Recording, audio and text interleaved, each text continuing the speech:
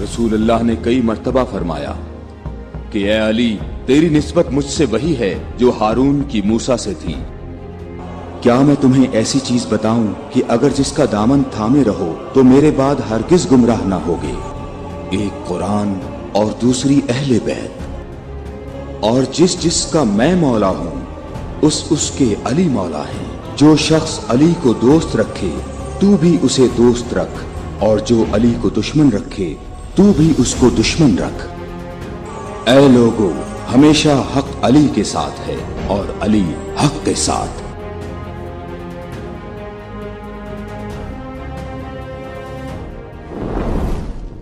दोस्तों, गदीर मक्का और मदीना के दरमियान एक मुकाम का नाम है। ये वो जगह है जहाँ से मुख्तलिफ जगहों से आने वाले हाजी जुदा हो जाते हैं।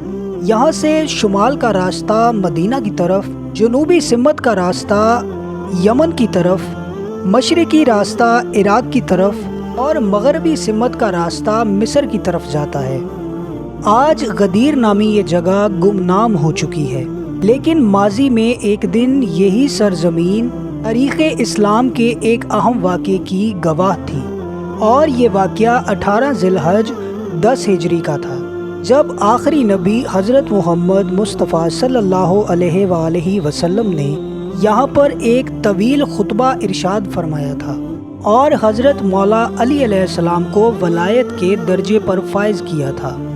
गदीर खुम का पस मंज़र कुछ यूँ है कि नबी करीम हज़रत मोहम्मद सल्लल्लाहु अलैहि वसल्लम हिजरत के 10वें साल 24 ज़िलक़दा को हज़ारों का काफ़िला लेकर हज के लिए मदीना से मक्का की तरफ रवाना हुए। क्योंकि ये आप सल्लल्लाहु अलैहि वसल्लम का आखिरी हज था, इसलिए ये हज्जतुल विदा के नाम से मशहूर हुआ, और जिसमें 90,000 से ज़्यादा सहाबा इकराम शामिल थे। और हज मुकम्मल करने के बाद हजूर नबी करीम सल्लल्लाहु अलैहि वसल्लम ने काबतुल्लाह को अलविदा कहा और हरम से रुखसत हुए। वापसी पे 18 ज़िलहज्जा के दिन ये अजीम काफिला जुहफा पहुंचा। जुहफा मक्का से 13 मील के फासले पर मौजूद है और इसके करीब 2 मील की मुसाफत पर एक तालाब है जिसे गदीर कहा जाता है। ये मुकद्दस काफिला गदीर के करीब पहुंचा तो हज़रत जबरील अमीन वही लेकर हाजिर हुए और रसूलुल्लाह सल्लल्लाहु अलैहि वसल्लम को अल्लाह का ये हुक्म पहुंचाया कि आपको इस मकाम पर अमीरुल मोमिनीन मौला हज़रत अली अलैहिस्सलाम की वलायत का ऐलान फरमाना है। लिहाजा हजूर ने कारवान को रुकने का हुक्म दिया और आगे निकल जाने वाले को जल्दी से पीछे मुड़ने का और पीछे रह जाने वालों को जल्दी से गदीर खुम पर पहुंचने का हुक्म फरमाया। यहाँ आप सल्लल्लाहु अलैहि वसल्लम ने नमाज ज़ोहर अदा की और एक मिंबर बनाने का हुक्म दिया, और फिर आप उस मिंबर पर तशरीफ़ फरमा हुए और खुतबा शुरू किया। हम्दो सना अल्लाह की ज़ात से मखसूस है, हम उस पर ईमान रखते हैं, उस पर तवक्कल करते हैं और उसी से मदद चाहते हैं। हम बुराई और बुरे कामों से बचने के लिए उसकी पनाह चाहते हैं। वो अल्लाह जिसके अलावा दूसरा कोई हादी और रहनुमा नहीं है। वो वक्त करीब है कि मैं दावत हक को लब्बैक कहूँ और तुम्हारे दरमियान से चला जाऊँ। तुम सब भी जवाबदेह हो और मैं भी जवाबदेह हूँ। और इसके बाद फरमाया कि मेरे बारे में तुम्हारा क्या ख्याल है? क्या मैंने तुमसे मुताल्लिक अपनी जिम्मेदारी को पूरा कर दिया है? ये सुनकर पूरे मजमे ने हज़रत मोहम्मद सल्लल्लाहु अलैहि वसल्लम की रिसालत की तस्दीक की और कहा कि हम गवाही देते हैं कि आपने बहुत कोशिशें की और अपनी जिम्मेदारी को पूरा किया।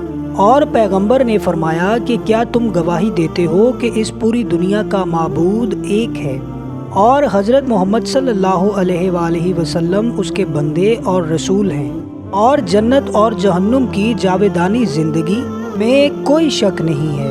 और सब ने कहा कि जी हम गवाही देते हैं। और फिर उसके बाद रसूलुल्लाह सल्लल्लाहु अलैहि वसल्लम ने फरमाया, ऐ लोगो, मैं तुम्हारे दरमियान 2 अहम चीज़ें छोड़े जा रहा हूँ और मैं देखूंगा कि तुम मेरे बाद मेरी इन 2 यादगारों के साथ क्या सलूक करते हो। इस वक्त एक शख्स खड़ा हुआ और سوال کیا کہ ان دو اہم چیزوں سے کیا مراد ہے، اور پیغمبر نے فرمایا کہ ایک اللہ کی کتاب ہے جس کا ایک سرا اللہ کی قدرت میں ہے اور دوسرا تمہارے ہاتھوں میں، اور دوسری چیز میری اطرت اور اہل بیت ہیں۔ اللہ نے مجھے خبر دی ہے کہ یہ ہرگز ایک دوسرے سے جدا نہیں ہوں گے۔ اے لوگو، قرآن اور میری اہل بیت پر سبقت نہ کرنا، اور دونوں کے حکم کی تعمیل میں کوتاہی مت کرنا ورنہ ہلاک ہو جاؤ گے۔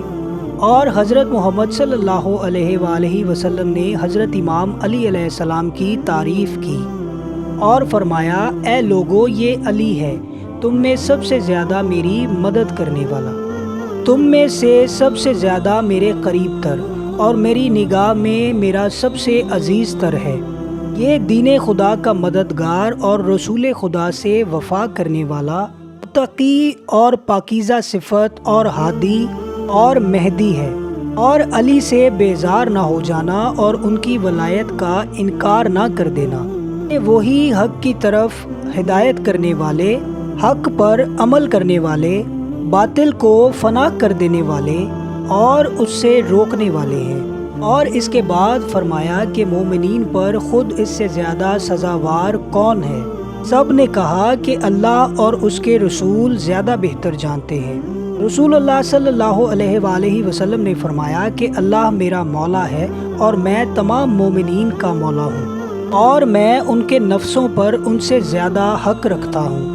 اور پھر آپ صلی اللہ علیہ وآلہ وسلم نے مولا علی علیہ السلام کا ہاتھ پکڑ کر اتنا اونچا فرمایا کہ دونوں کی بغلوں کی سفیدی نظر آنے لگی۔